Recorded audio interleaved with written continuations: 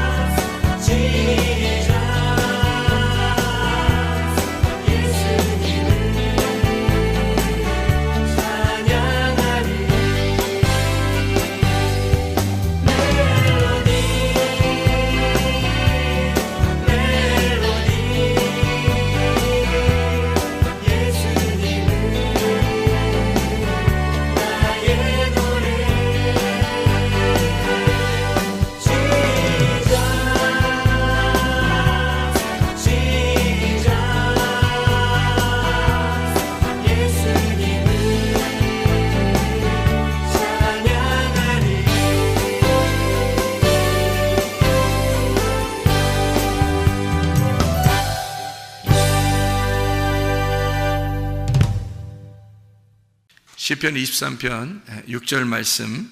내 평생의 선하심과 인자하심이 반드시 나를 따르리니 내가 여호와의 집에 영원히 살리로다. 아멘.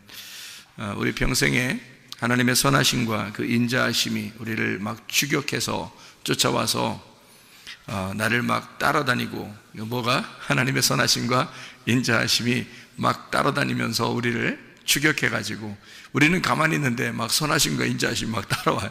추격하고 따라와가지고 우리가 여호와의 집에 영원히 살리로다 했습니다. 여호와의 집에 영원히 살리로라는 말은 하루 종일 교회에 앉아있으라 그런 말이 아닙니다. 그런 말이 아니라 여호와의 집 안에 있으면, 예수 믿는 사람들, 하나님을 믿는 사람들은 여호와의 집 안에 있다는 말이 무슨 말이에요? 안전하다는 말이고요, 그게 건강하다는 말입니다. 그러니까 너희가 하나님의 선하심과 인자하심이 계속 추격해서 너를 따라오게 되면 너 건강하게 될 것이다 하는 말이고요, 여호와의 집에 거하리로다 이 말은 하나님의 생명 안에 있을 것이다 그 말입니다. 하나님의 사랑 안에 있을 것이다 그 말이에요. 그러니까 하나님의 선하심과 인자하심이 막 쫓아오니까, 그러니까 하나님의 사랑 안에, 하나님의 집 안에 우리가 거할 것이다. 그게 천국이죠. 여호와의 집이 천국이란 말이에요. 그러니까 너희가 천국처럼 살게 될 것이다 그런 말이죠. 그러면 천국이란 말은 의와 평강과 기쁨이니까 기쁨으로 살게 될 것이다 그런 말이고요, 또 행복하게 살 것이다 그런 말이 되겠죠. 그죠? 천국은 행복이니까, 복이 있는 곳이니까 여호와의 집이 복. 그래서 하나님이 막 추격해서 우리를, 어떤 하나님이라면 좋으신 하나님, 사랑이 많으신 하나님이 막 따라온대요. 우린 가만히 있는데 막 주고 싶어서 막 따라온다는 거예요. 그 얼마나 행복한 일입니까? 그렇게 하면서 우리 보고 여호와의 집 안에 거하기를 원한다. 이렇게 끝까지 평생에 여호와의 집 안에 거하기를 원한다 하는 말. 행복하게 살기를 원한다. 너 건강하게 살기를 원한다. 너 하나님의 사랑 안에서 살기를 원한다. 너 생명을 얻고 살기를 원한다. 이제 그런 하나님의 빛 가운데 살기를 원한다. 어둠 말고 빛 가운데 살기를 원한다. 이제 그런 말씀이 되겠습니다. 요한복음 1장에 4절 말씀 보면요. 요한복음 1장 4절 말씀 보면 이런 말씀이 있어요. 뭐라고 되어 있냐면 요한복음 1장 4절에는요. 그 안에 생명이 있었으니 이 생명은 사람들의 빛이라. 그러니까 이 생명이 뭐예요? 이 생명이 뭘 말하는 거예요? 앞에 보니까 말씀을 말하는 거죠. 말씀이 하나님이신데 그가 예수님으로 계신 말씀인데 그 말씀이 생명이 있대요. 살아있다는 말입니다. 말씀이 살아있다는 말이에요. 그러니까 이런 성경책이 살아있다는 말이에요. 막 글씨가 막 또 돌아다녀요? 그런 건 아니죠. 성경책이 또 돌아다닌다는 얘기가 아니라 이 말씀이 내게 왔단 말이에요. 내게 들어왔다. 이게 레마라는 말입니다.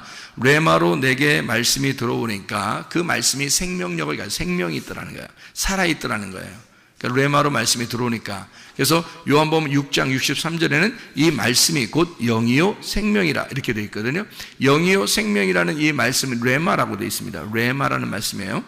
여기 요한복음 1장 1절에는 로고스 말씀이고요. 그러니까 로고스 말씀이 하나님이에요. 그 말씀이 그대로 존재하면은 우리하고 상관이 없죠.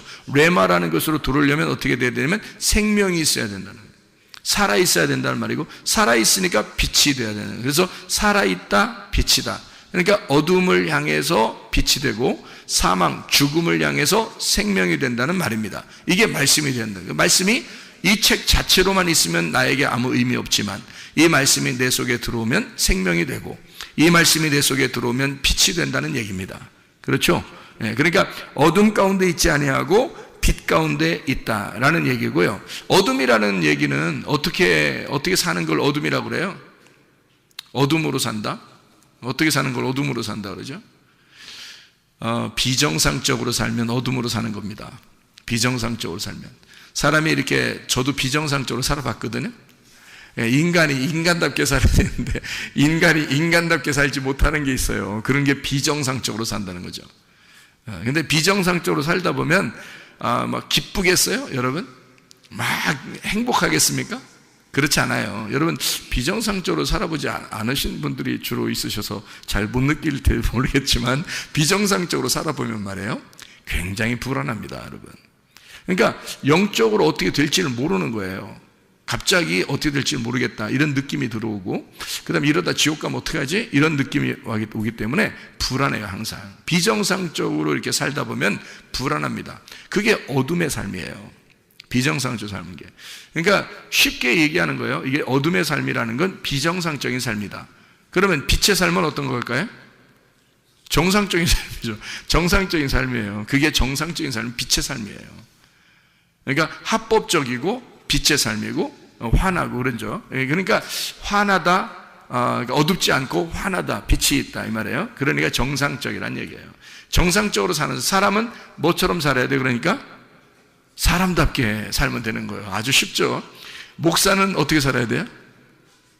목사답게 살아야 돼요. 목사가 목사답게 살지를 못하니까 힘들더라고요. 어둠 가운데 있더라고.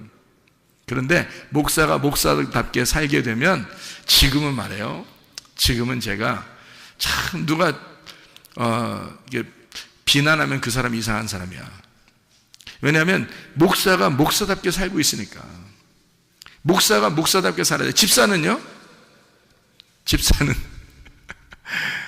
부동산 이렇게 기웃기웃 하라는 거예요? 집사는?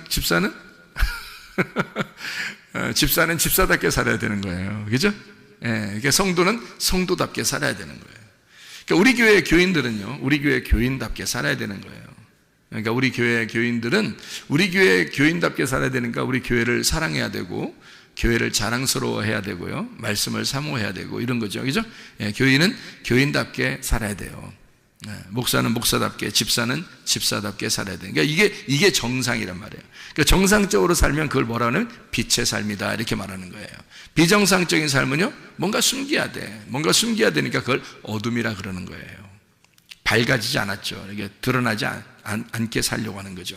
그런 삶을 위한, 그게 비정상이기 때문에 그렇습니다. 요한복음 1장 4절에 말하는 이 말씀이 어땠다고요? 생명이 있다. 그러니까 사망의 반대가 되어 있고 어둠의 반대인 빛이 되었더라. 이런 이야기를 하는 겁니다. 그러니까 어둠 가운데 빛이 오셨다는 얘기죠. 주님께서. 제가 아침에도 우리가 오후인가요? 오후에 성경 공부를 하면서 우리 같이 나눈 말씀들이 있는데요. 암을 예방하거나 또는 암을 걸렸는데도 고침받을 수 있는 방법이 있다는 얘기예요. 여러분, 연구 많이 했습니다. 저도 질병 있는 사람들 고민을 많기 때문에 연구를 많이 하죠. 근데 결론적으로 영적으로 보니까 이게 정신적이고 영적인 문제더라, 이 병이요. 그래서 지금은 수많은 사람들이 그런 병에 걸려 있다. 그래서 이런 병을 예방하거나 또는 걸려도 낫게 하는 방법이 있는데 왜 걸리느냐 봤더니 정신적인 문제 때문에 걸리더라는 겁니다. 정신적인. 그러니까 어떤 사람이 주로 걸리나 봤더니 우울한 사람이 걸리더라는 거예요. 이런 병들은. 그러니까 암이나 그 자가 면역 질환 같은 거 있잖아요. 이런 것들은 우울한 사람들이 주로 걸리더라. 그러니까 내성적이고 우울한 사람. 겉으로 막 표현하는 사람들은 병이 잘 안 걸립니다.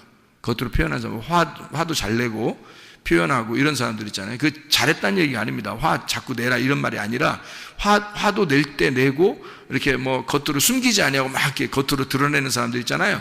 그런 사람들은 병이 잘 안 걸리더라는 겁니다. 근데 우울한 사람들 있잖아요. 그런 사람들은 병이 걸리더라는 겁니다. 그러면 병이 안 걸리거나 또는 병이 걸렸어도 낫을 수 있는 방법이 있어요. 병이 걸렸는데 계속 우울해 보세요. 병이 더 깊어집니다. 그런데 이제 병이 걸리지도 않을 뿐만 아니라 병이 낫는 방법이 뭐냐면 밝고 명랑하게 살면 됩니다. 그러니까. 그죠? 반대잖아요. 그죠? 그러니까 밝고 명랑하게 살면 병도 안 걸리고, 그러니까 정상적인 삶이에요. 그게. 빛의 삶이라는 겁니다. 정상적인 삶을 살아야 밝고 명랑하죠. 그죠? 예, 밝고 명랑하고 있는 그대로 표현하는 거죠. 밝고 명랑하게 살고 그러면 우울하지 않고, 그러니까 내성적이지 않고 좀 더 자기를 표현할 수 있는 밝고 명랑하게 살면 좋겠다. 그러면 병이 걸렸어도 금방 치료가 될 수가 있다. 또 병이 안 걸릴 수도 있다는 얘기예요. 그런데 병이 어쩌다가 너무 피곤해서 걸릴 수도 있어요. 그러면 그것도 빨리 치료받는 방법이 뭐냐면 밝고 명랑해야 된다는 겁니다. 빨리 밝고 명랑한 것으로 바뀌어야 되는 거예요. 그러면은 치료받기가 쉽다는 겁니다. 그리고 이제 병이 나는 사람들의 특징을 제가 이제 조사를 해보니까요, 죽고 싶다는 생각을 많이 해요. 죽고 싶다. 제가 이렇게 사람들을 조사해 본 결과 죽고 싶다. 아유, 나 그만 살았으면 좋겠어. 아프니까 그렇게 하기도 하고요. 또 안 아픈 사람들도 이 세상이 너무 이렇게 힘들어지면은 무슨 생각이 들어오냐면 죽고 싶다. 이런 생각이 들어와요. 이거 세상 살아서 뭐하나. 빨리 하나님이 날 데려. 그러니까 우리가 그리스도인이니까 자기가 죽을 수는 없으니까 하나님이 나를 데려갔으면 좋겠다. 이제 그런 생각들도 하거든요. 그러면 천국 가는 줄 알고. 근데 그게 여기 이 땅에서 어떻게 살았는지 그거 다 보는데 하나님이. 근데 죽고 싶다는 마음을 가진 게 그게 빛의 삶이에요? 어둠의 삶이지? 그 하나님이 보실 때 정상적인 삶이 아니잖아요. 비정상적인 삶이라고요. 근데 죽고 싶다는 그런 마음들을 막 가져요. 아유, 이렇게 살 바에는 내가 죽었으면 좋겠다. 아유, 그게 더 편할지도 몰라. 하나님이 날 데려갔으면 좋겠어. 자기가 죽으면 좀 그러니까. 그래서 자기가 스스로 이거를 이제 하나님 탈피해 보려고 이렇게 사는 것보다는 죽는 게 낫겠다. 이제 그런 생각들을 하게 되는데요. 절대 그런 생각 가지면 안 됩니다. 그런 생각을 가지면 속에 있는 유전자들이 어떤 생각을 하냐면요. 우리 주인이 죽고 싶대. 그러면 이 속에서 변질이 일어납니다. 그러면 속에 있는 병이 생겨요. 속에서요. 그게 암이 될 수 있고요. 자가면역 질환이 될 수 있습니다. 그래서 자기가 자기를 공격해버리는 거예요. 이 속에서 주인이 죽고 싶어 하니까. 주인이 죽고 싶어 하니까. 그러면 우리가 이제 병이 안 걸리거나 또는 병이 났어도 빨리 병이 치료받는 방법이 있겠죠. 그럼 반대로 어떻게 해야 돼, 그럼? 살고 싶다 하면 되는 거예요. 살고 싶다. 막 도전적이고 진취적이고 뭔가 막 이루어내려고 하고 뭔가 이렇게 막 활동적이려고 하고 이러면은 속에 있는 이제 T임파고 있잖아요. 그리고 유전자 이런 세포들이요, 막 우리 주인이 살려고 하니까 이게 막 움직이기 시작하는 거예요. 하나님이 처음부터 머리에서부터 발끝까지의 그 유전자 세포를 집어넣어놨습니다. 하나님이 그렇게 집어넣어놨다면 분명히 이 세포들은 우리를 위해서 존재하는 거예요. 하나님이 넣어놨는데 어떻게 움직이는지 우리 스스로 움직일 수 있는 게 한 개도 없어요. 우리 스스로 움직일 수 있는 게, 너 이렇게 움직여라, 너 저렇게 해라, 너 이렇게 해라, 이렇게 할 수가 없어요. 한 개도. 그러니까 연구하면 연구할수록, 내가 알아보면 알아볼수록 하나님의 신비로움이 놀랍더라는 겁니다.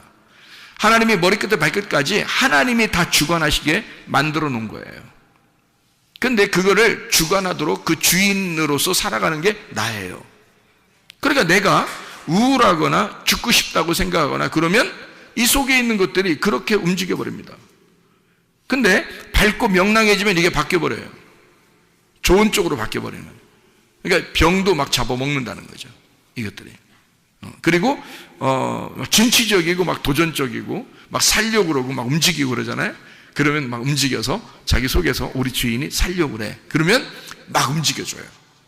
그럼 이게 활성화되는 거죠. 이게 자동적으로 치료될 수 있도록 시스템을 그렇게 만들어 놓은 게 우리의 신체더라는 거죠. 하나님께서 해놓으신 게. 그러니까 사람이 스스로 이걸 할 수 있다면, 사람이 뭔가 이렇게 움직일 수 있다면 말이에요, 그럼 이렇게 하고 저렇게 다 할 수 있지만 안 그래요. 한 개도 못 움직입니다. 하나님이 다 자동적으로 이 속에서 움직일 수 있도록, 우리의 생각이나 우리의 정신을 통해서 이게 움직일 수 있도록 만들어 놨어요. 생각하면 이게 연구하면 연구할수록 그런 놀라운 신비들이 있더라.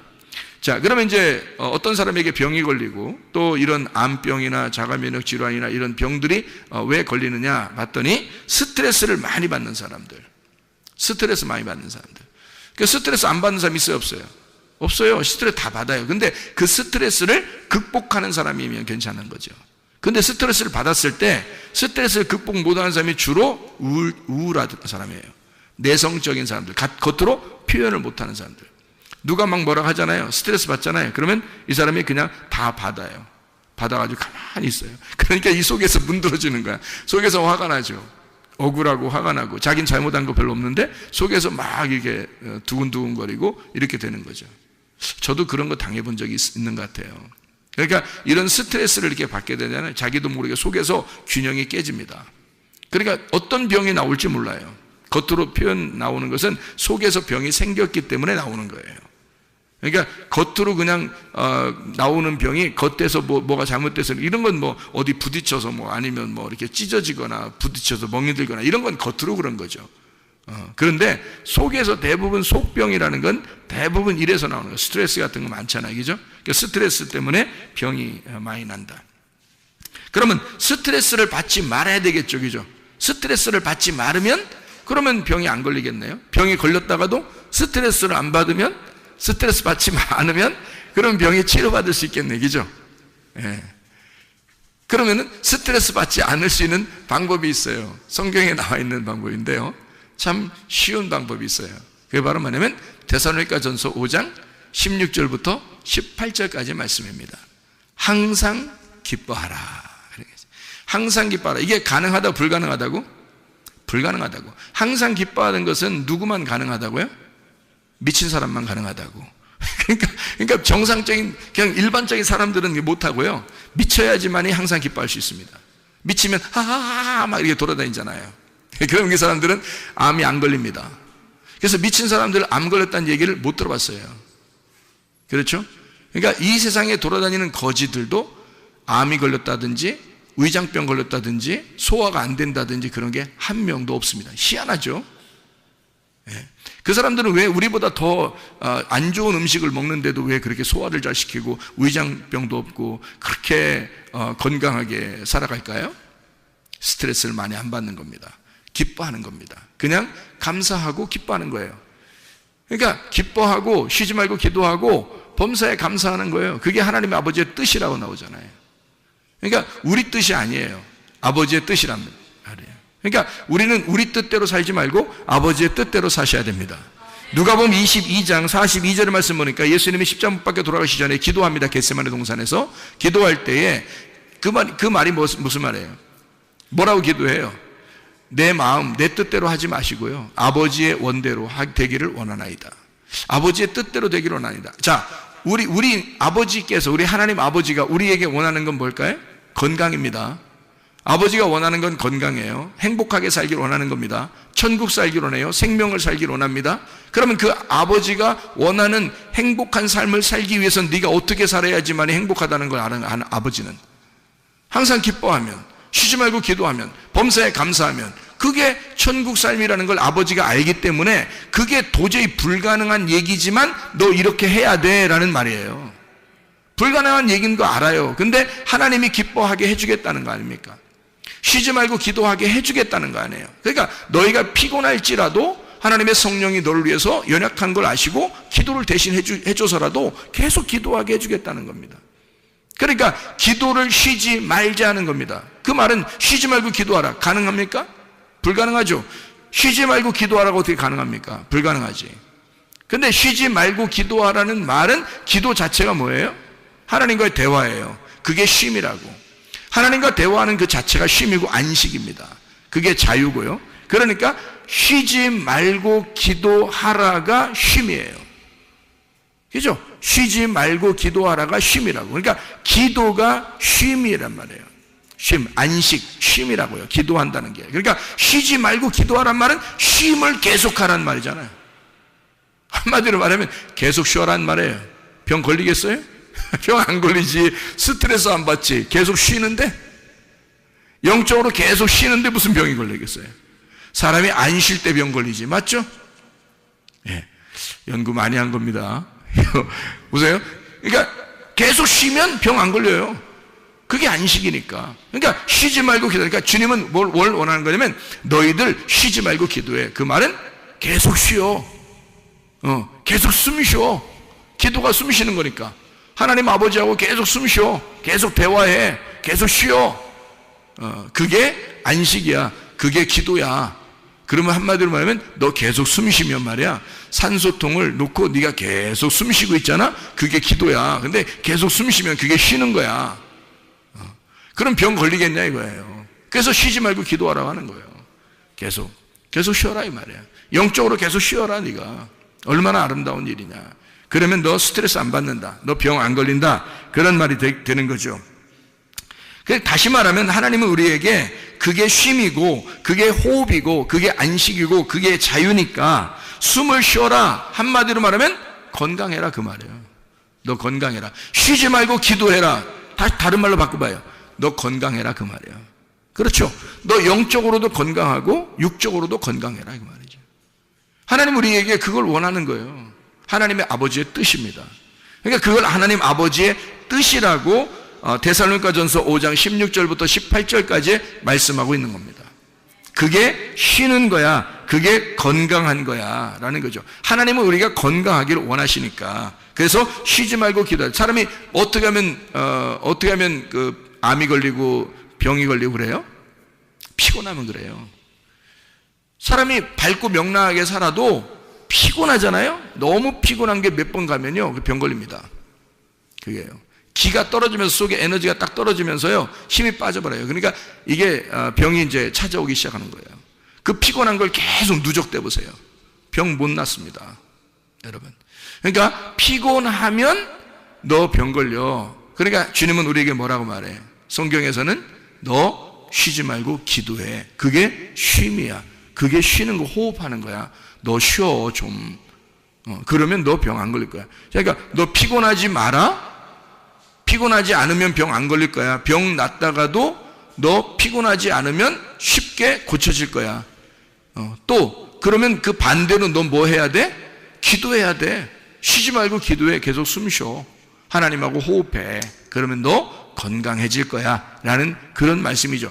하나님 우리에게 육적인 건강, 영적인 건강을 다 주고 싶어 한다는 거죠. 영적인 건강만 주고 싶다면 하나님이 우리 육체적인 몸에 유전자를 왜 넣어놨겠어요? 하나님이 만약에 우리의 영적인 건강만 원한다면 육체적인 유전자를 왜 속에다가 우리 육체 안에다 집어넣어놨겠냐고요. 그건 하나님의 사랑입니다. 유전자는 하나님 아버지의 사랑이라는 글자를 우리 속에다 새겨놓은 거예요. 그러니까 하나님 아버지가 그 유전자를 통해서 계속 일하시는 거죠. 우리가 유전자를 못 움직인다니까요.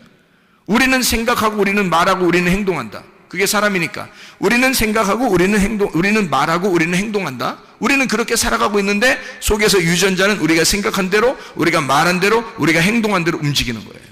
그걸 누가 집어넣어놨기 때문에? 아버지 하나님이. 그래서 아버지 하나님이 그걸 집어넣어놔서 이 속에서 혼자 일하는 거예요.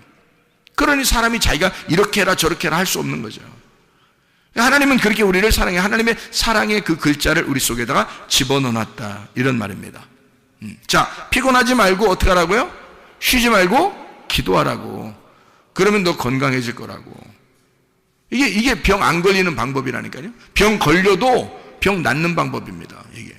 그러니까 사람들은 병원에 가면은 팔이 아프다 그러면 팔 치료하려고 할 것이고, 목이 아프다 그러면 목 치료하려고 할 것이고, 이 배가 아프다면 배 치료하려고 할 것이고, 그죠? 다리가 아프면 다리 아프다면 다리 치료하려고 할 것입니다.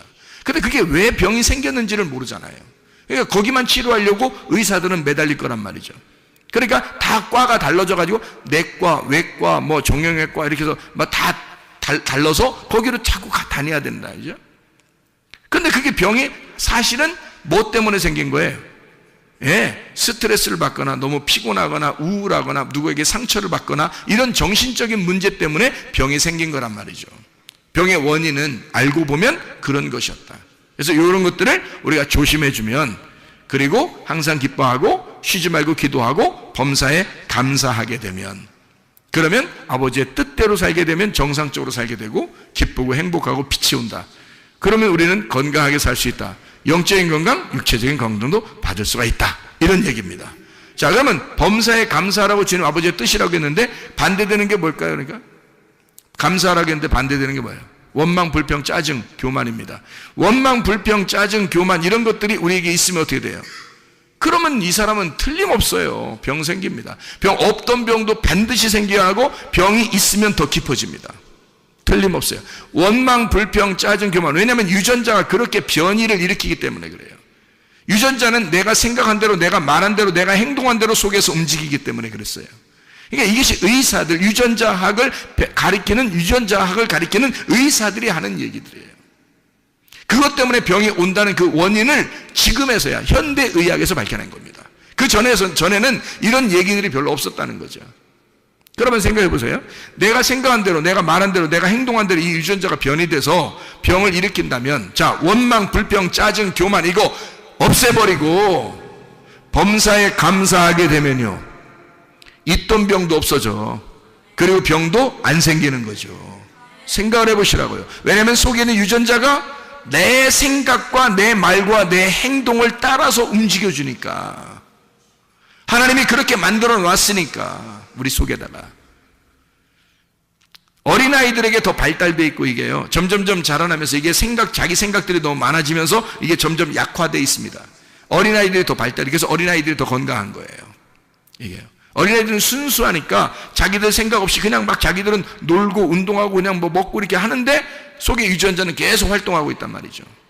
좋은 유전자들이. 근데 어른들은 점점 자기 생각이 점점 많아져요. 특별히 뭐 검사 한번 받아가지고 아유 큰일 났다 나 이런 병 걸렸대. 그러면 이제 그 다음부터는 낫기 힘든, 이제 뭐 푹 쓰러져 버려요. 다리 힘 탁 풀려버리고 이렇게. 응? 그러면 누가 일으켜? 혼이 벌써 다쳤는데, 혼이 상처를 입었는데 누가 일으켜 그 사람을? 성경에도 나와 있는 얘기인데, 너희의 혼이 망가졌는데 어떻게 누가 너를 일으키겠느냐 이거야. 그거예요. 범사에 감사해. 원망, 불평, 짜증, 교만 하지 말고 범사에 감사하라. 이거는 범사에 감사하라는 말도 불가능한 얘기예요. 그럼 범사에 감사하라는 얘기는 누가 감사를 만들어주겠다는 거야? 하나님이 너 감사만 생각하게 되면 감사할 일들을 만들어 주겠다는 얘기 아닙니까? 그렇죠? 그러니까 이게 그래야 가능한 거니까. 범사에 감사하라 그러면 뭐 하라는 거예요? 그 범사에 감사하게 되면, 야 이래도 감사 저래도 감사. 나 솔직히 말해서 저요, 옛날에 병이 있었거든요. 근데 하나님 앞에 내가 회개하고 은혜를 받고서 병이 고침받았거든요. 그 병이 고침받고서 내가 하나님 앞에 이상하게 그냥 감사해요. 감사할 일들을 막 생각해요. 그러면 지금 막 감사할 일들을 막 그 1초 단위로 감사할 일들이 계속 있어서 내가 감사할까요? 그냥 감사하고 싶어요.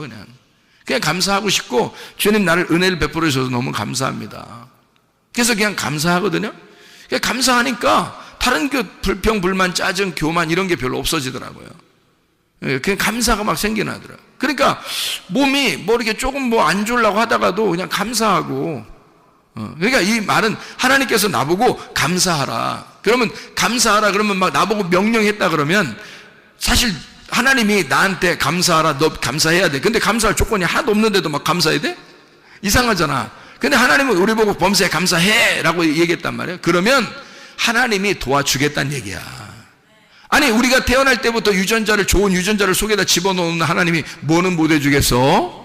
그렇죠? 그러나 내가 감사하려고 생각하고 내가 감사하려고 말하고 내가 감사하려고 행동하게 되면 그 하나님이 나를 그 나의 생각과 말과 행동에 같이 일하신다는 말이지. 무슨 말인지 알겠어요? 그러니까 범사에 감사해 라는 말은 하나님이 내가 도와줄게 그 말이잖아요. 내가 도와줄게. 그리고 너 건강해야 돼 그 말이에요. 너 감사해봐. 그게 건강이야 이런 거 아니에요. 너 감사 안 하면 불평불만 짜증 교만 이거 나오면 그거 이기기 힘들다. 그러면 그게 병을 일으키는 거야. 그러면 범사에 감사해. 너 건강해야 돼 그 말이고요. 내가 너 도와줄게 감사하도록. 너 감사할 생각만 해봐. 감사할 말만 해봐. 감사할 행동 그건 뒤에 거고 생각을 먼저 해봐. 감사하려고 생각 한번 해봐. 여러분 부부사랑도 그렇더라고요. 결혼하고서 부부사랑하면 우리 이 세상 우주 전체에서, 우주라고 하면 좀 뭐예요? 지구 전체에서, 아니 지구도 너무 넓고요. 한국 전체에서요. 자기 아내가 가장 예쁩니까? 자기 아내가 가장 예쁘고 멋있어요? 그렇게 생각하고 결혼하면 착각입니다, 다. 그거 아닌 것도 불구하고 결혼하는 거예요. 그러면 이게 내가 내 아내를 합법적으로 얻었으니 이 합법적으로 내가 그 아내와 함께 사는 것은 정상적이란 얘기입니다. 그러니까 이 정상적인 행동을 기뻐하는 거예요. 그러니까 나는 내 아내만 가장 예쁘다고 바라보고 내 아내만 행복하게 내 아내에게만 같이 살아야지라고 계속 정상적으로 생각을 하는 겁니다. 그렇죠? 그거 이렇게 하는 게 어렵냐고요. 그거 아니라고요. 생각을 그렇게 하는 거예요. 내가 생각을 그렇게 집중을 하니까 생각을 그렇게 나는 내 아내만 바라볼 거야. 나는 내 아내만 생각할 거야. 나는 내 아내하고만 행복하게 살 거야. 그러니까 내 아내가 이 온 우주, 지구, 우리나라에서 가장 예뻐서가 아니라 내 아내만 나에게 합법적으로 내게 보여진, 내 눈에 보여진 아름다움이야 라고 내가 정상적으로 생각하기 시작하면 말이에요. 생각을 그렇게 하면 내 속에는 유전자가 어떻게 되겠어요? 그렇게 움직인단 말이에요. 이해가 돼요? 생각을 그렇게 하면 범사에 내가 감사하리라 라고 생각을 하게 되면 유전자가 따라온다는 거지. 하나님이 날 도와주기 시작한다는 거예요. 여러분, 내가 이렇게 하리라, 내가 이렇게 하리라 라고 결심을 하게 되면 말이에요. 내가 주님을 사랑하리라, 내가 교회 예배를 참석하리라, 내가 기도하리라 라고 결심하고 생각을 하게 되면 내 말과 행동이 따라오게 되는 것이고 속에 있는 유전자는 같이 움직인다는 겁니다. 하나님은 나와 함께 동행하는 것이죠. 이게 하나님이 나를 도와주신다는 거죠. 그러니까 범사에 감사하겠다라고 생각하는 거예요. 불가능한 일이지만 하나님이 날 도와주시면 가능해. 그러니까 날 도와주실 거니까 범사에 감사하라고 하는 거지. 안 되는 건데도 하라고 그러지. 그렇죠? 사람은 그렇게 못하는 거야. 근데 그렇게 해야 돼. 너 범사에 감사해야 돼. 왜? 건강해야 되니까. 너 건강해야 되니까. 건강을 누구보다도 걱정하시는 분이 하나님이십니다. 그러니까 이 하나님이 우리 보고 너 건강해야 돼 그 말 명령하는 거예요. 너 건강해야 돼 이렇게 하나님이, 창조주 하나님이 우리 보고 너 건강해야 돼 라고 명령한다면 얼마나 감사한 일이겠어요? 그게 이런 거예요. 너 항상 기뻐해야 돼. 무슨 뜻인지 아시겠죠? 쉬지 말고 기도해야 돼. 무슨 뜻인지 아시겠죠? 범사에 감사해야 돼. 무슨 뜻인지 아시겠죠? 너 건강해야 돼. 그 말입니다. 너 행복해야 돼. 너 천국을 살아야 돼. 너 생명으로 살아야 돼. 너 빛으로 살아야 돼. 그게 정상적으로 사는 거야. 너 생각만 해줘. 그러면 내가 널 따라다닐게. 생각만 네가 해줘봐. 내가 너 따라다닐게. 이런 말입니다. 생각이 어떠하냐에 따라서 하나님은 우리를 따라다니시고 그 건강하게 만들어 성경에 있는 거를 그대로 내 속에다 적용을 시키는 거예요. 하나님 말씀과 내가 떨어져 있으면 아무 상관없는 말씀이죠. 그러나 이 말씀이 내게 들어오기 시작하면 생명이 된단 말이에요. 빛이 된단 말이에요. 레마가 된단 말이죠.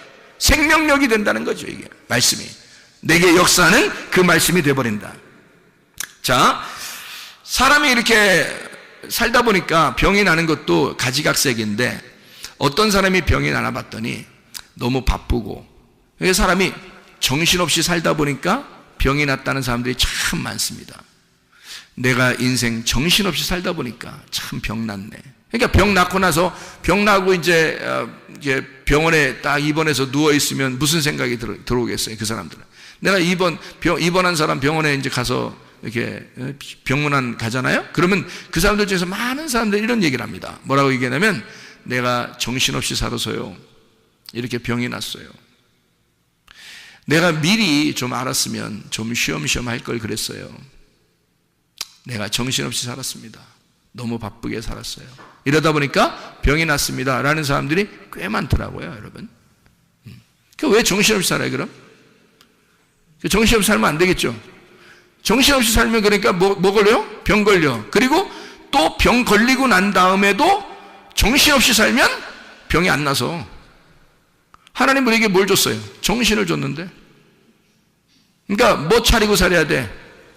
정신 차리고 살라고 분명히 우리 성경에서 우리 보고 정신 차리고 살라고 그러잖아요. 정신 차리고 살아야 되는데 왜 정신없이 살아? 그러니까 정신 좀 차리고 삽시다. 우리가 정신 차리고 살면 될 거 아니에요? 건강할 거 아니에요? 너희도 정신 차리고 살아라. 하나님 우리에게 정신을 주시고 그 맑은 정신을, 맑은 하나님의 영을 우리에게 주신 것은 너 정신 차리고 살아라는 얘기 아니야. 그럼 정신 차리면 어떻게 된다는 얘기야? 건강하다는 얘기야. 너 정신 차리고 살아. 그 말은 너 건강해야 돼, 그 말이에요. 그럼 정신없이 내가 요즘 정신없는 것 같은데 너 그 병 걸려. 병 있으면 속에서 막 번져나가. 정신없이 살면. 그러니까 이제 오늘부터 어떻게 해야 돼? 우리가 정신 차리고 살아야 되는 거지. 정신 차리고. 밥을 먹을 때도 정신 차리고 먹어야 돼. 정신없이 그냥 막 먹어야 돼. 응? 그냥 밥 먹을 때 그냥 확 1분이면 밥이 다 없어지는 사람이 있어. 어떻게 먹었다는 얘기야? 생겼다는 얘기야, 그냥. 응? 그냥 숟가락으로 그냥 이렇게 밥그릇 들고서 숟가락으로 넘겼다는 얘기야, 그냥 무조건.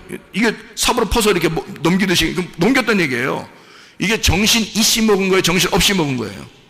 정신 없이 먹은 겁니다. 나중에 속에서 문제가 생기겠어요? 안 생기겠어요? 속에 문제가 생깁니다. 그럼 정신 있이 먹으면 어떻게 될까요? 정신 있게 먹으면 꼭꼭 씹어서 먹겠죠. 꼭꼭 씹어서 정신 차리면서 먹겠지. 그러니까 오래 걸리더라도 정신 차리고 꼭꼭 씹어서 물도 씹어 먹을 정도로 정신 차리고 먹는 거야. 무슨 말인지 아시겠어요? 그러면은 건강할 수밖에 없다는 얘기죠. 뭘 해도 정신 있게 하자는 얘기입니다. 정신 없이 하면 내가 너무 바빠. 나 오늘 너무 막 정신을 여기서 야 불러잖아. 네 하면서 막 달려가가지고 줄 걸려서 너무 줄 걸리면 뭐 저런 거 막 툭툭 떨어지고 뭐 이런 스피커 같은 거 떨어지려고 그러고 정신없이 가니까. 자, 누가 불렀어요. 정신 있게 하면 어떻게 해요? 네? 하고서 생각을 해봐야지. 먼저 내가 지금 저까지 가는 거리에 내가 어떻게 가는지, 장애물은 무엇인지, 여기에 뭐가 있는지, 지금 저기에는 어떤 장애물이 있는지, 이걸 딱 파악하고 걸어가면 이게 정신 차리고 가는 거죠. 근데 정신없이 가면 네! 무조건 달려가는. 일단 무조건 달려가요. 그러다가 스피커 넘어질 뻔했죠. 그 다음에 키보드 막 넘어질 뻔했잖아요. 줄 걸려서. 이게 한두 건이 아니에요, 여러분. 그 어떤 사람이에요? 정신 없는 사람이라는 거죠. 너무 바빠요.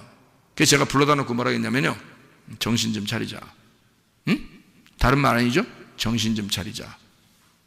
그러면서 하는 말이, 왜 그랬어? 왜 이렇게 바빠? 왜 이렇게 급해? 왜 이렇게 조급해? 왜 그런 거야? 잘하고 싶어서. 잘하려고 하지 마.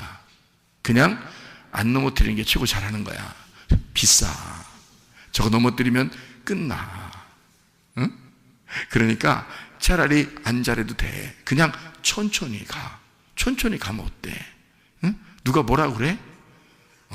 근데 자기는 잘하고 싶은 거야. 잘해주고 싶은 거야. 막 빨리 잘 보이고 싶은 거예요. 그러니까 이게 조급한 거죠. 정신없이 되는 겁니다. 이거요, 다른 사람에게 자꾸 눈치 보고 잘하려고 그러고 이렇게 정신없이 살면요, 여러분 병 걸립니다. 나중에. 이게 정신 차리고 정신 있게 살아야 된다. 그래야 병이 안 걸리고 병이 걸려도 금방 낫습니다. 제가 이거 많이 종합해서 연구해 놓은 거예요. 여러분요. 자, 우리가 비교의식을 가지면 어떻게 될까요? 사람이. 비교의식 가지면. 자, 누가 잘했어요? 행복은 성적 순위 아닌데 1등부터 꼴등까지 있어. 그러면 아예 고민 안 해요. 여러분. 1등도 그렇고요. 꼴등도 괜찮은데요. 꼭 이게 막 이 비교의식 가지고 힘든 사람들이 가면 딱 중간 있는 사람들이야.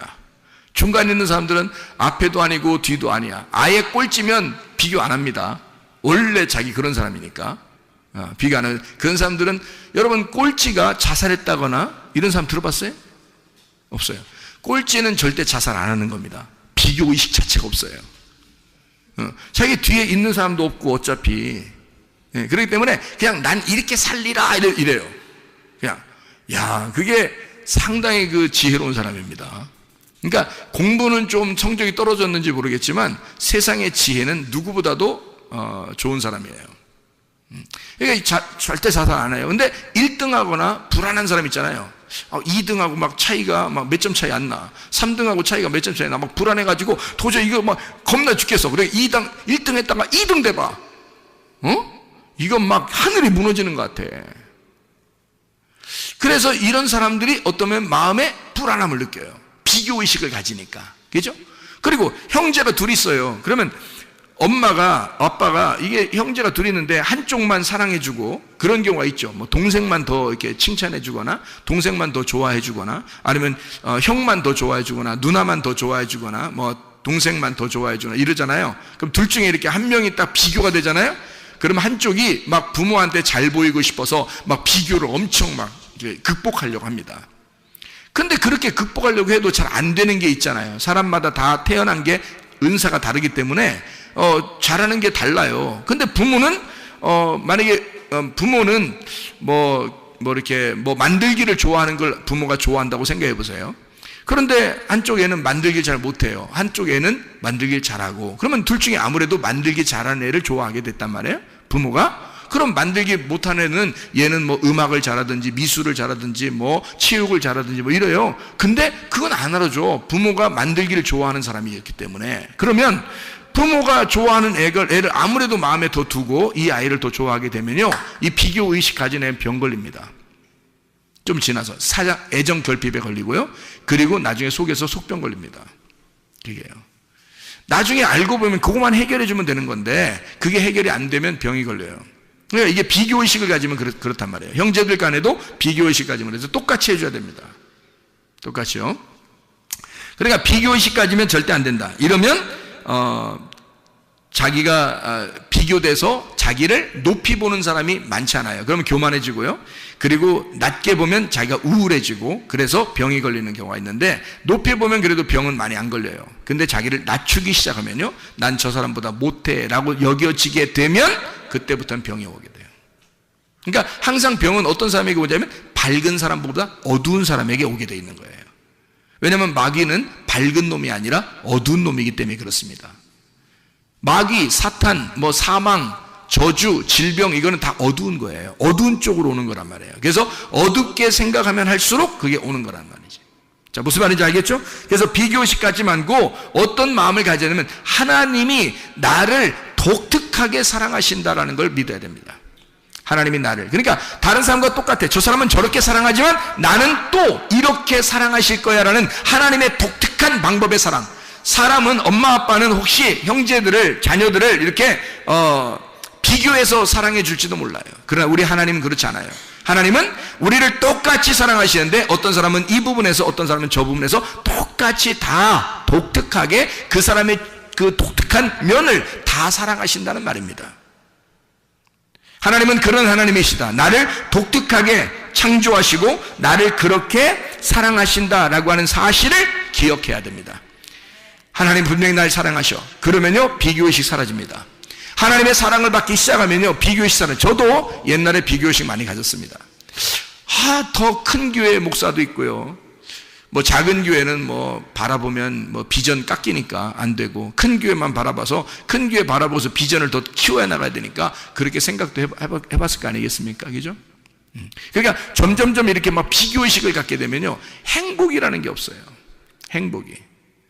그러니까 계속 뭔가 내가 어느 정도 성취하기 전까지는 기쁨이 없는 거예요. 아직 안 이루어졌다는 얘기죠. 그런데 생각해 보세요. 자, 하나님 말씀을 받았어요. 하나님이 나를 정말 은혜 가운데 날 사랑했다는 사실을 내가 깨달았어요. 그러니까 그때부터 어떻게 되냐면 감사하기 시작하고요. 뭐든지 감사한 거예요. 아, 네, 이 상태가 그냥 감사한 거예요.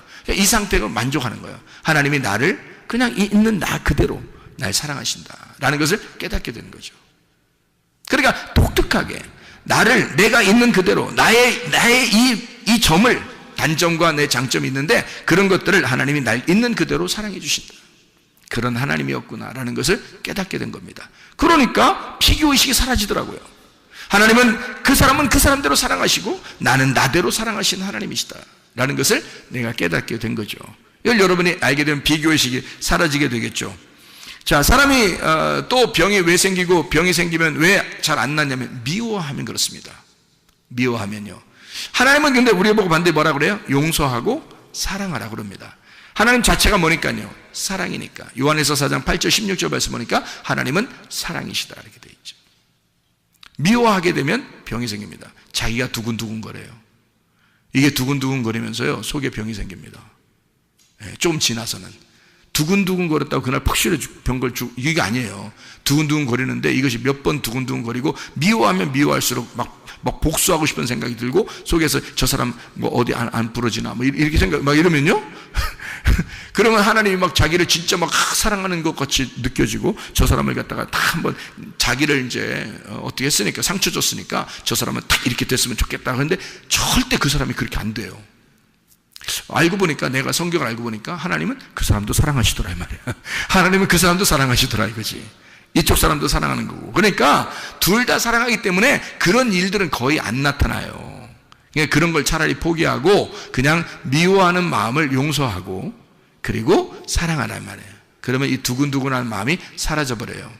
그러면 속에 있던 병도 없어져. 병도 잘 안 생기고 이런 겁니다.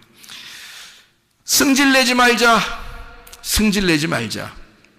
승질내면 그게 처음에는 자기가 분통, 이게 딱 분통 터지고 이렇게 할 때 승질 탁 내면요, 없어질 것 같죠? 이게 속에서 유전자가 어떤 유전자가 움직이냐면 이 사람은 승질 낸다는 거죠. 성경에 승질 내지 마. 이건 하나님의 의를 이루지 못한다고 나오잖아요. 그러니까 승질 내면 안 되는 거예요. 이건 반드시 하나님적인 것이 아니라 마귀적인 것입니다. 그래서 승질을 내기 시작하면요, 여러분, 그러면 마귀가 틈타는 겁니다. 승질 내면 죄를 짓는 거예요. 승질 내기 전까지는 죄를 짓는 게 아니에요. 근데 승질 내는 순간 죄를 짓는 거예요, 여러분. 마귀는 그 죄를 통해서 들어오니까요. 그러니까 승질을 내게 함으로써 마귀가 들어와요. 그래서 그날 승질 냈다고 그날 어떻게 되는 거 아니에요. 근데 들어와서 병을 일으킵니다.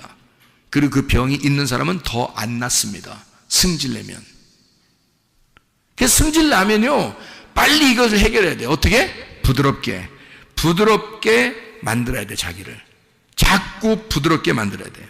그리고 초조하고 무섭고 두렵고 뭐 이런 거 있잖아요. 무섭고 초조하고 두렵고 이런 마음들이 있는 사람도 있습니다. 그런 사람들은 담대해야 돼.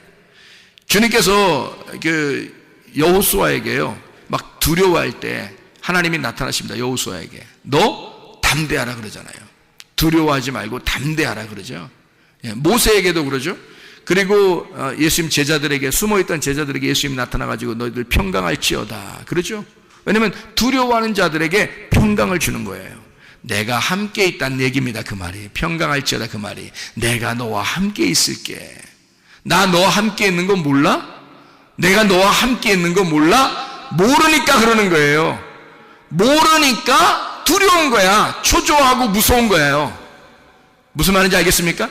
네가 정말 내가 너와 함께 있는 거 알아? 그러면 그렇게 되겠습니까? 무섭지 않게 되겠죠. 그죠? 무섭고 초조하고 두렵다는 얘기는 하나님이 나와 함께 한다는 사실을 안 느껴지기 때문에 그렇습니다.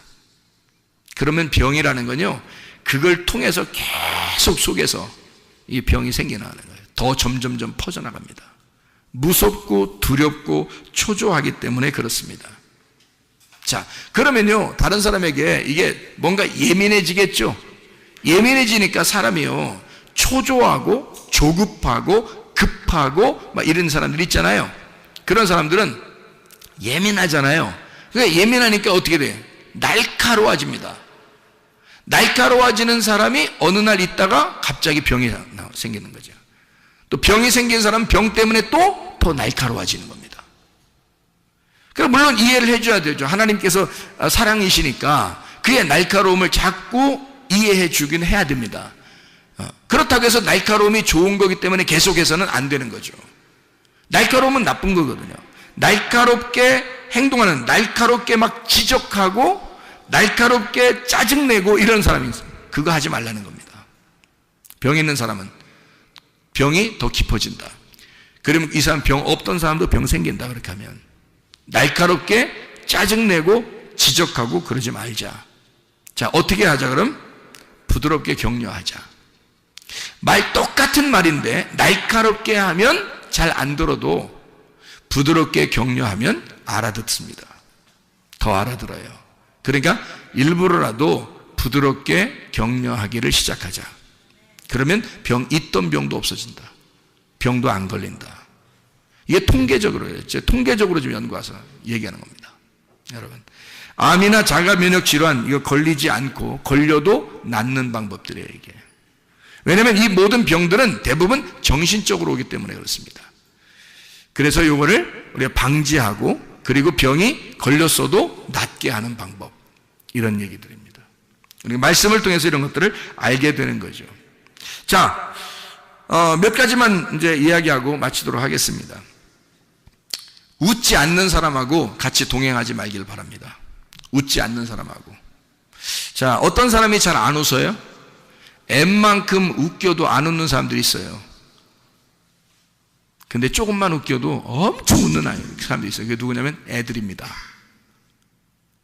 파악하셨나 모르겠어요. 여러분, 어른이 되면 될수록요, 사람이 찌들어 있어요, 인생이 찌들어 있으니까 이 사람들은 잘 안 웃어요. 설교도 보통 웃겨서 웃지도 않아. 근데 애들은 말이에요, 그냥 제목만 들어도 웃는 애들이 있어. 설교 제목만 들어도 가지가지 합시다 이러잖아요. 가지가지 됩시다. 그러면요, 애들이 그냥 웃겨요. 웃기다 그래요. 재밌다 그러고. 그러니까 애들이 받아들이는 거, 어른들은 뭐 가지가지 하지 뭐 이런다고. 진짜 웃긴 얘기인데 안 웃기대. 그러니까 어른들이라고 하는 게 자기들이 표시를 내는 거예요. 나 어른이야. 그 말은 너 죽을 때가 다 됐다는 얘기야, 자기가. 한마디로 말하면 안 웃기다는 얘기야. 근데 그러니까 웃지 않는 사람하고 함께 하지 말라. 그래야 건강합니다. 그럼 어떤 사람하고 우리가 같이 있어야 된다는 얘기예요? 어린 아이들하고 같이 자주 있어라. 어린 아이들하고. 그래서 진짜 부모에게 효도하는 것은 자녀가 결혼해서 애 낳고 자기 엄마 아빠한테 애를 맡기는 겁니다. 이게 가장 큰 효도인 것을 부모들이, 할머니 할아버지들이 못 느낀다는 거죠. 귀찮아. 일찍 돌아가시겠다는 얘기입니다, 이게. 왜 그러냐면 할머니 할아버지가 통계적으로요, 손자 손녀를 돌보는 할머니 할아버지가 더 오래 산다, 건강하게. 이게 통계적입니다. 효도하는 거예요, 여러분. 더 일찍 돌아가실 거를 늦춰주는 겁니다. 건강하게 살도록. 다시 말하면 어린아이들은 조그만 것 가지고도 웃기 때문에요, 이런 웃는 아이들하고 같이 있다는 것은 행복입니다. 그러니까 웃지 않는 사람하고 같이 동행하지 말라는 거야. 그런 사람도 우울한 사람하고 같이 이렇게 있잖아요. 그러면 함께 우울해져. 그럼 같이 병 걸립니다. 그래서 병자들끼리 같이 놀아, 이렇게. 병자들끼리. 그런데 웃는 어린아이하고 같이 계속 놀아보세요. 있던 병도 없어져. 알아요? 자, 여러분, 암이라고 하는 게요, 매일마다 우리를 찾아오고 암이라는 게 매일마다 우리 몸 안에 있다는 거 아시죠? 근데 매일마다 우리 속에 있는 유전자가 그거를 잡아먹고 있다는 얘기입니다. 매일마다 우리 속에 있는 좋은 세포가 그 암세포를 잡아먹고 있어요. 그래서 우리는 지금도 암 안 걸려 있는 사람으로 사는 겁니다. 그러면 이게 뭔가 있는 거야, 그죠? 내가 그렇게 명령하지 않았는데 속에서 자동적으로 일어나는 거예요. 어떨 때? 어린 아이들, 웃는 아이들하고 같이 자꾸 놀면요, 속에 있던 병도 없어져. 그리고 병도 안 걸려, 잘. 이게 축복이라는 걸 알아야 돼. 예. 이게 성경적인 이야기들이에요. 단순히 그냥 뭐 좀 웃어라 그러면 건강해질까, 그런 의미가 아니에요. 이거는 진짜 성경적인 이야기들입니다. 자, 음식을 맘대로 먹지 말자. 음식을 병 걸리지 않으려면 음식 맘대로 먹지 말자. 다시 말하면 음식을 가려 먹자. 자, 어떻게 가려 먹느냐가? 자, 햇빛도 가려서 쬐야 된다. 공기도, 산소 가려서 자꾸 마셔야 된다. 좋은 산소를 마셔야 되겠죠? 그리고 물도 자주 마셔야 한다. 그죠? 음식 가려 먹어야 됩니다. 또 운동도 가려서 해야 됩니다. 자기에게 맞는 운동을 찾아서 자꾸 운동을 해야 되겠죠. 그렇게 움직이는 거예요. 그러니까 이런 그 음식을 가려 먹고 운동을 자주 함으로써 자기가 건강해지겠죠, 그죠? 그러면 엉뚱한 음식을 먹으면요, 병 걸리게 돼 있습니다. 그 암이라는 한자에 음식 많이 먹어서 그렇다는 글자가 써 있다 그러죠, 그죠? 음식 잘못 먹어서 그렇다. 그러니까 암은 무조건 사람들이 생각할 때는 음식 잘못 먹어서 그런 병이 걸렸다라고 생각하는 사람이 있어요. 그렇지 않습니다. 잘 생각해 보세요. 음식만 잘못 먹어서 그렇게 되는 게 아니고요, 어떤 사람이 뭐 이런 건 얘기해도 되나 모르겠어, 교회에서 담배 폈는데 장수했어. 네? 술을 홀짝홀짝 마셨는데 100살 넘었어. 담배를 하루에도 계속 피는 할머니가 100살 넘었어, 건강하게. 그럼 어떻게 얘기할게요, 여러분이 어떻게 얘기할게요? 그 실제로 나오는 사건들이거든요. 그 사람 보고 물어봤대. 당신이 어떻게 해서 이렇게 건강하게 오래 살 수 있었습니까? 그러니까 담배 펴서 그런가 봐요. 그렇게 했단 말이에요. 근데 담배를 피고서 오래 못 사는 사람도 있어. 그죠? 그러면 여러분 뭐 어떻게 하겠어요? 여러분 어느 쪽, 기독교인이니까 아무래도 담배는 하지 말아야 되겠죠. 왜냐하면 속에다가 그리스도인이, 이 몸은 그리스도의 몸인데 여기다가 연기를 갖다가 이렇게 집어넣어서는 안 되겠죠. 만약에 이거를 집어넣는 게 원래 하나님의 뜻이라면 이 콧구멍을 밑으로 내놨겠어요, 위로 내놨겠어요? 굴뚝을 위로 내놨겠어, 밑으로 내놨겠어? 원래 이게 담배를 먹는 것이 우리 그리스도인들이 원래 그 피는 것이었다면 이 굴뚝은 반드시 위로 돼 있어야 되겠죠, 그죠? 그런데 밑으로 내놔서 이게 벌써 아닌 거야. 담배 같은 거 피면 안 된다는 얘기지, 그죠? 근데 담배를 피워도 왜 그렇게 되냐면 그 사람은 기쁘게 한 거예요. 근데요, 대부분 담배 피는 사람들이 어떨 때 담배 피나요? 담배 하나 줘봐. 진짜 힘들. 야, 담배 하나 줘봐. 담배 힘들 때 암덩어리를 먹고 있는 겁니다. 암덩어리를 먹고 있는 거야. 그렇다는 거예요. 실제로 의사가 밝혀낸 것입니다, 여러분. 그러니까 이게 음식을 맘대로 먹지 마라. 음식을 가려서 먹어라. 건강하게 음식을. 그러니까 함부로 아무거나 막 먹어서는 안 된다, 이 말입니다. 그런데 그거를 어떤 식이냐면 그 음식만 먹어서 그렇게 된 것이 아니다. 그럼 뭐냐? 마음의 문제였다는 얘기예요. 마음에. 그러니까 마음에 괴로움이 있었기 때문에 독한 음식이 들어갔을 때 그게 플러스 돼가지고요, 이게 유전자가 변이를 일으키기 시작했는 거예요, 속에서. 그래서 암이 걸린 거란 말입니다. 이것도 의사들이 밝혀냈습니다. 희한하죠, 여러분. 요즘 의학이요, 대단히 발전했습니다, 여러분. 자, 그러니까 이제 평상시 아시겠죠? 어떻게 해야 되는지. 뭐가 더 중요하다 그러니까 우리의 정신, 우리의 마음이 더 중요하다. 성경에 모든 근원은 마음에 있다라는 게 딱 맞는 얘기입니다, 여러분. 그러니까 그 마음에 괴로움이 있는데 음식이 들어가면 다 변이를 일으킵니다. 근데요, 마음에 즐거움이 있는데 음식이 들어가면 기쁨으로 바뀝니다. 희한하죠. 그러니까 문제는 마음, 그 정신에 있었던 거란 얘기예요. 자, 놀랍죠.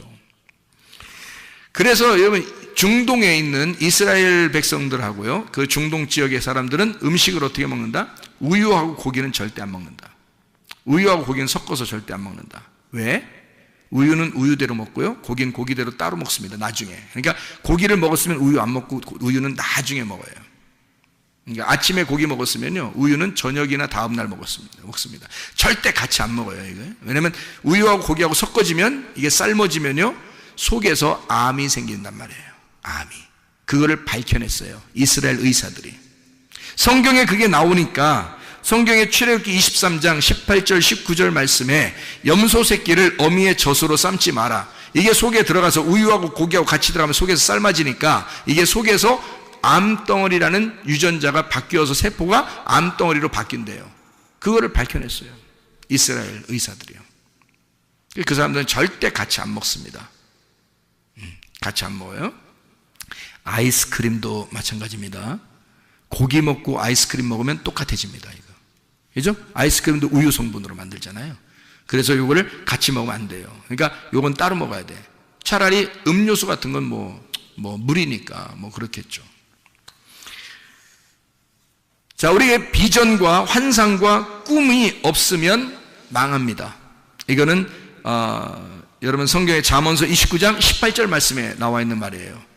비전이 없으면 내 백성이 망한다 그랬어요. 그러니까 비전과 꿈과 환상이 있어야 됩니다. 그게 없으면 망한다. 다시 말하면 뭔가 미쳐 있으면 살아간다는 겁니다. 여러분과 제가 어떤 미친 사람이 밖에서 미친 사람이 암 걸렸다는 얘기 없다 그랬죠?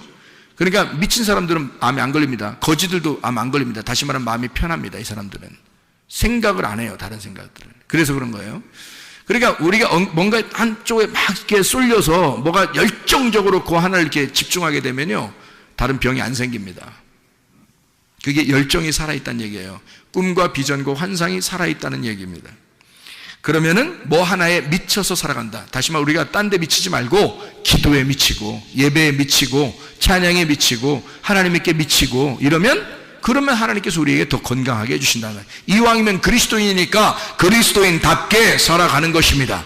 그러면 우리 건강도 하고 하나님도 기뻐하시고 우리도 기쁘게 살아갈 수 있고 그렇게 될 수 있는 거죠. 우울한 노래를 듣지 말자. 우울한 노래 듣는 사람들, 자살한 사람들 많습니다. 그리고 우울한 노래 듣다가 병 걸린 사람들이 많다는 얘기입니다.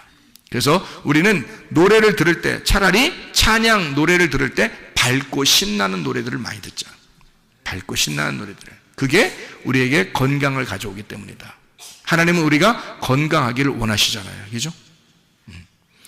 마지막으로 사실을 받아들이지 말자. 사실을. 병이 있다는 사실을 받아들이지 말자. 그 말은 무슨 말이냐면 병이 분명히 찾아오거나 병이 오면요, 이게 검사를 합니다. 사람이. 그죠? 어디 아프니까 병원 가서 검사합니다. 그러면 병이 있다는 게 밝혀지죠. 그럼 병이 있다는 걸 밝혀지면 다리에 힘 풀려요. 그럼 그때부터 힘들어져. 이 사실을 부인해야 돼. 극구 부인. 무슨 말이냐면 내가 병이 있다. 그러면 그래 좋아. 있어. 그렇지만 하나님은 나를 치료하실 거야 라는 것을 플러스 시키란 말이에요. 그러면 그 사실과 하나님의 진리, 하나님의 말씀은 나를 치료하실 거야. 하나님은 분명히 치료의 하나님이시지 병을 주는 하나님이 아니라고 했으니까, 그러니까 하나님은 치료의 하나님이야. 나는 병이 걸린 게 사실이야. 근데 그 사실하고 하나님의 진리의 말씀하고 같이 합해놓자는 말이에요. 그러면 그게 진실이 됩니다. 사실로 살아가지 말고 진실로 살아가자는 말이에요. 자, 심장은 암이 걸린다 안 걸린다?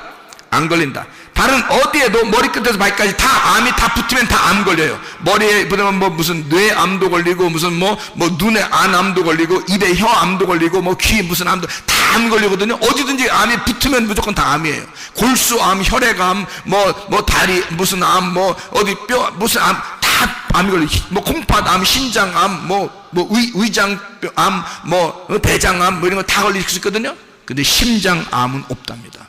그 말은 무슨 말이냐면 심장은 피를 제공하는 곳이기 때문에요. 사람 몸에서 피를 제공하는 곳이 심장인데 이 심장이 없으면, 심장이 딱 정지하면 죽은 사람이라는 거죠. 그래서 이 심장은 뭐 하는 곳이다? 피를 공급하는 곳이다. 피는 뭐예요? 생명이라는 거죠. 생명을 공급하는 장소는 암이 안 걸린다는 거예요. 여러분, 희한하죠? 몸 중에서 암 한 군데가 딱 안 걸리는 데가 있는데 심장만 안 걸린다는 거예요. 여러분, 그럼 다시 말하면 생명이 솟아나는, 피가 솟아나는 심장에만 암이 안 걸린대요. 그렇다면 우리가 생명을 전달하는 자는, 생명을 전달해, 예수의 피를 전달하고 생명을 전달하는 자는 속에 있는 질병도 떠나가고 질병도 생기지 아니하고, 생명이 살아있으니, 심장이 움직이고 있으니, 하나님의 심장이 된 내가 움직이고 있으면 건강하게 된다는 것입니다. 이해가 되겠습니까? 심장만 암이 안 걸린대요. 참 놀랍죠? 이게 그렇게 구조를 만들어 놓으신 분이 하나님이십니다. 그러니까 하나님은, 여러분, 우리가 모르는 사이에 이 속에 있는 모든 움직임을 하나님이 주관하고 있다는 거죠. 자, 시편 23편 6절의 말씀 뭐라고요? 시편 23편 6절에 주님께서 우리를 선하심과 인자하심이 너희를 정령 쫓아와, 너희를 쫓아와, 라다프 한다는 거죠. 쫓아와가지고 어떻게 한다? 너희를 따라와. 선하심과 인자하심이 너희를 반드시 따라온다는 거예요. 나를 반드시 따라와. 그래서 어떻게 한다고? 여호와의 집에 영원히 살게 만든다고. 여호와의 집은 평안이라고, 여호와의 집은 행복이라고, 여호와의 집은 건강이라고, 여호와의 집은 생명이고, 여호와의 집은 사랑이라고요. 그 안에 살게, 영원히 살도록 만들어 주신다는 겁니다. 하나님은 그렇게 약속하신 하나님이에요. 하나님은 선하시고 인자하신 하나님, 우리를 쫓아와서 그런 사랑을 주기를 원하시는 하나님, 행복을 주기를 원하시는 하나님, 치유해 주기를 원하시는 하나님이시란 말입니다. 기도하겠습니다. 하나님 앞에, 그런 하나님, 내 건강을 주시옵소서. 하나님, 내 몸에 건강 주시옵소서. 내게 생명을 주시옵소서. 내 속의 질병을 치료해 주시옵소서. 이런 선하신 하나님, 내게 역사해 주시옵소서. 지금도 살아계신 그 하나님 앞에 기도합니다. 주여, 주여, 주여. 우리 하나님 아버지의 인도하시고 사랑하심을 감사합니다. 하나님 아버지, 주의 선하심과 인자하심이 우리를 쫓아와 여호와의 집에 영원히 거할 수 있도록, 하나님의 사랑 안에, 생명 안에, 치유 안에, 생명 안에 거할 수 있도록 우리 하나님 인도해 주시옵소서. 우리 하나님 아버지요, 우리를 선하게 인도하신 하나님, 인자하신 하나님, 살아계신 우리 하나님, 전능하신 우리 하나님, 역사해 주셔서 우리의 모든 질병을 치료할 뿐만 아니라 다시는 그런 병이 생기지 않도록 우리 하나님 역사해 주시옵소서. 비염은 떠나갈지어다, 아토피는 떠나갈지어다, 의장병 떠나갈지어다, 어지럼증 사라질지어다, 두통은 사라질지어다, 류마티스 관절은 떠나갈지어다, 어깨 통증 사라질지어다, 허리 디스크는 떠나갈지어다, 목 디스크 온전해질지어다, 심장병은 온전해질지어다, 각종 종양 암덩어리는 떠나갈지어다, 감기 몸살 떠나갈지어다, 협착증 떠나갈지어다, 건선피부 온전해질지어다, 이명은 사라질지어다, 자가면역질환 온전해질지어다, 우울증, 불면증, 공황장애, 두려움, 무서움, 초조함 다 떠나갈지어다, 음란, 거짓, 도둑질, 미움, 욕심의 영혼 다 떠나갈지어다, 떠나갈지어다. 성령 충만하게 하시고 건강하게 도와주시옵소서. 예수 그리스도 존귀하신 이름 받들어 기도 올리옵나이다. 아멘.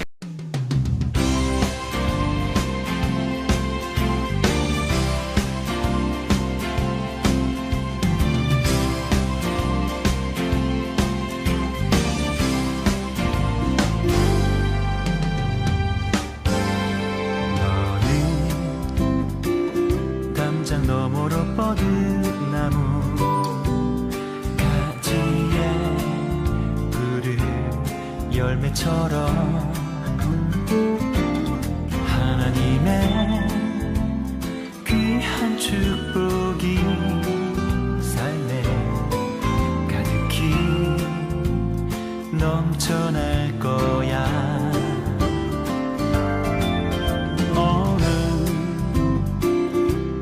시련이 와도 능히 이겨낸 강한 발이 있어.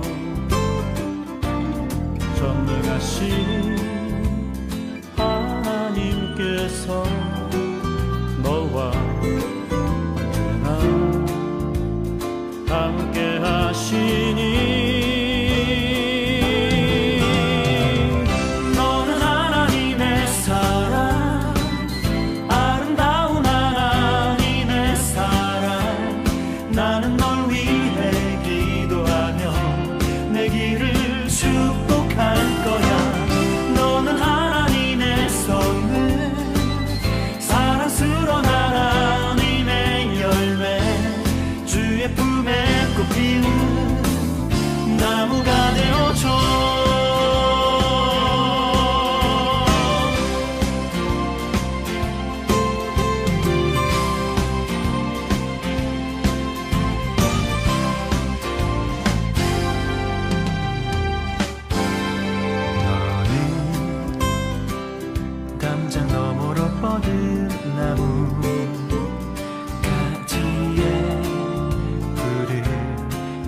것처럼